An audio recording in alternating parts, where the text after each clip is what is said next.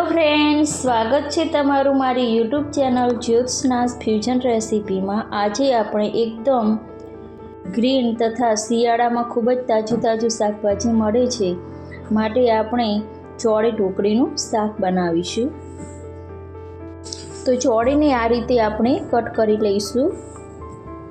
ઘણી ચોળી હોય તેને આ રીતે કટ કરવાની છે અને જે તેમાં દાણા હોય તેને આપણે દાણા કાઢી લઈ લઈશું। એક વાસણ લઈ લઈશું, તેમાં આપણે અડધી વાટકી જેટલો ઘઉંનો લોટ લેવાનો છે અને અડધી વાટકી જેટલો આપણે ચણાનો લોટ લઈશું। 1 ચમચી જેટલી આદુ મરચાં લસણની પેસ્ટ લઈશું। 1 ચમચી લાલ મરચું પાવડર, અડધી ચમચી હળદર પાવડર, અડધી ચમચી ગરમ મસાલો અને પિંચ હિંગ લઈ લઈએ। સ્વાદ મુજબ મીઠું લઈ લઈશું। આ રીતે આપણે અડધી વાટકી જેટલી લીલી મેથીને સમારી અને ધોઈ અને સારી રીતે ધોઈ અને લઈ લઈએ। ઢોકળી બનાવવાની પ્રોસેસ બધી છે। હવે આપણે 1 ચમચી જેટલું દહીં લેવાનું છે અને 1 ચમચી જેટલું તેલ લઈ લઈશું। હવે આપણે આ મસાલો અને લોટને સારી રીતે મિક્સ કરી લઈએ હાથની મદદથી। આ શાકમાં ઢોકળીનો સ્વાદ ખૂબ જ સરસ લાગે છે। એકલી ચોળીનું શાક બાળકોને નથી ભાવતું, છોકરાઓને, તો આપણે આ માટે ઢોકળીને બનાવી લઈએ ચોળીના શાક માટે। આ રીતે આપણે હાથની મદદથી સારી રીતે લોટને રોટલીનો જે રીતે આપણે લોટ બાંધીએ છીએ તેવો જ લોટ બાંધવાનો છે। થોડું પાણી એડ કરવાનું છે, વધારે પડી જાય તો લોટ વધારે ઢીલો થઈ જશે। તેમાં ચણાનો લોટ પણ છે માટે થોડું પાણી એડ કરી અને લોટ બાંધી લઈએ। 1 ચમચી જેટલું તેલ એડ કરવાનું છે અને આપણે હવે લોટને સારી રીતે કેળવી લઈએ। લીલી મેથી જો અવેલેબલ હોય તો નાખવાની, ના હોય તો તેમાં એમનેમ જ ઢોકળી બનાવી લેવાની છે। તમે જોઈ શકો છો કે આ રીતે આપણે સરસ રોટલી જેવો લોટ બાંધી દીધો છે। ઢોકળી માટે તૈયાર છે લોટ। હવે આપણે આ રીતે એક પાટલી લઈ લઈશું, તેમાં આ રીતે એક ગુંડલું લઈ લેવાનું છે અને હાથની મદદથી આ રીતે સરસ વણી લેવાનું છે। આ રીતે વેલણિયા વણતા હોય તે રીતે પાતળું સરસ વણી લઈએ। હવે આપણે ચપ્પુની મદદથી આ રીતે કટ કરી લઈએ।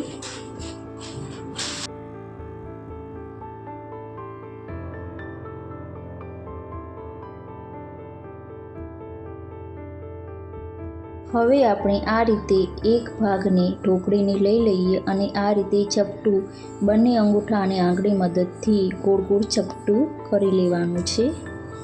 તમે જોઈ શકો છો કે સરસ આપણે આ રીતે બધી ઢોકળી વણી લઈએ હાથની મદદથી। તમે ઈચ્છો તો ઢોકળીને આનાથી પણ નાની સાઈઝમાં રાખી શકો છો। આપણે જે લોટ બાંધ્યો હતો તેમાંથી અડધા લોટની જ ઢોકળી બનાવીશું, બીજા અડધા લોટની થેપલા બનાવી લેવાના છે। માહીની ડિમાન્ડ હતી કે મારે થેપલું ખાવું છે તો મેં થેપલું બનાવ્યા। તમે જોઈ શકો છો કે આટલી 250 ગ્રામ ચોળીમાં આપણે આટલી ઢોકળી એડ કરીશું। ચોળી ઢોકળીનું શાક બનાવવા માટે આપણે એક કુકરમાં 2 મોટી ચમચી જેટલું તેલ એડ કરવાનું છે। તેલ સરસ ગરમ થઈ જાય પછી આપણે અડધી ચમચી જેટલી રાઈ એડ કરીશું।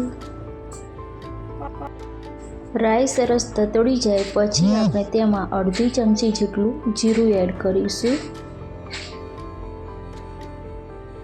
જીરું સરસ ખીલી જાય પછી આપણે 1 પિંચ જેટલી હિંગ એડ કરીશું।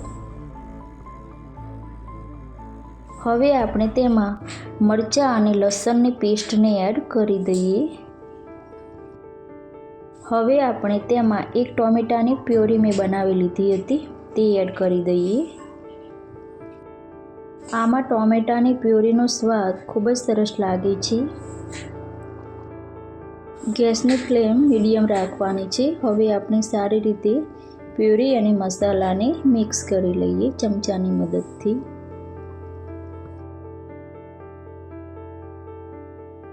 આ રીતે ટોમેટામાંથી તેલ સરસ ઉપર આવે ત્યાં સુધી આપણે ચડવા દઈશું.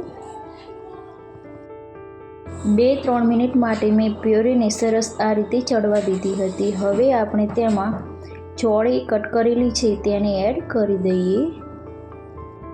અત્યારે શિયાળામાં શાકભાજી ખૂબ જ તરોતાજ મળે છે, તો આપણે કોઈ સરસ ચોળીને આ રીતે કટ કરી લીધી હતી અને દાણાને ફોલી લીધા હતા તે એડ કરી દીધા છે. હવે આપણે ચોળી અને મસાલાને આ રીતે સારી રીતે ચમચાની મદદથી મિક્સ કરી લઈએ. હવે આપણે આ રીતે સારી રીતે ચોળીને 3-4 મિનિટ માટે મસાલા અને ચોળીને ચડવા દઈએ. ખુલ્લું જ રાખવાનું છે.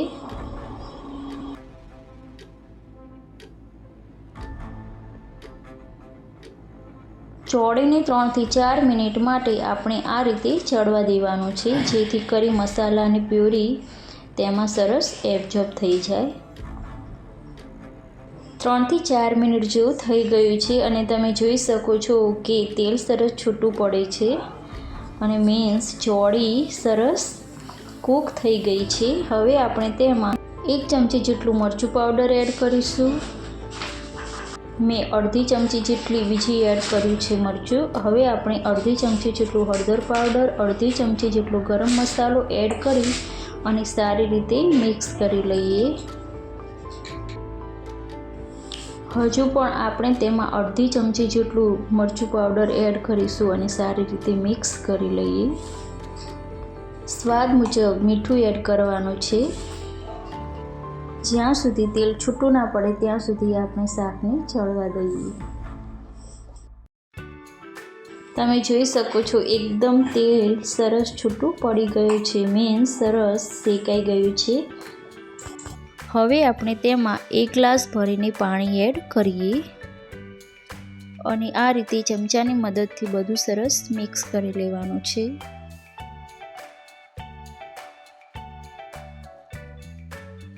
હવે આપણે જે ઢોકળી બનાવી છે તેને એક કરી અને એડ કરવાની છે. બધી એકસાથે એડ નથી કરવાની, એક એડ કરીશું.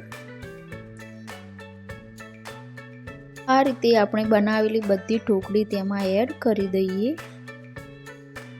બધી ઢોકળી એડ થઈ જાય પછી આપણે સ્લો ફ્લેમ ઉપર કુકરને 4-5 વિસલ વગાડી લઈએ. સ્લો ફ્લેમ ઉપર આપણે 4-5 વિસલ વગાડી છે.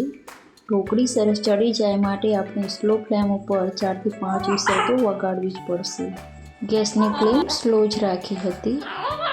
તમે જોઈ શકો છો કે ચોળી અને ઢોકળી સરસ આ રીતે કૂક થઈ ગઈ છે. હવે આપણે સર્વિંગ પ્લેટમાં આ રીતે રોટલી અને શાકને સર્વિંગ પ્લેટમાં એડ કરી દઈએ. જોતાં જ ખાવાનું મન થઈ જાય તેવું બન્યું છે ને ચોળી ઢોકળીનું શાક. તમે ચોક્કસથી આ રીતે એક વખત બનાવીને ટ્રાય કરજો, ખૂબ જ સરસ લાગે છે. એકદમ રસાદાર અને ચટાકેદાર શાક બનીને રેડી થઈ ગયું છે. તમને મારી આજની રેસીપી પસંદ આવી હોય તો મારી ચેનલને ચોક્કસથી લાઇક, શેર એન્ડ સબસ્ક્રાઈબ કરજો. બેલ આઇકોનને જરૂરથી પ્રેસ કરજો વધુ આવી અવનવી રેસીપીઓ જોવા માટે. મારી ચેનલમાં જો તમે નવા હોય તો ચેનલને સબસ્ક્રાઈબ કરી દો. ચાલો મળીએ નવી નેક્સ્ટ રેસીપીમાં.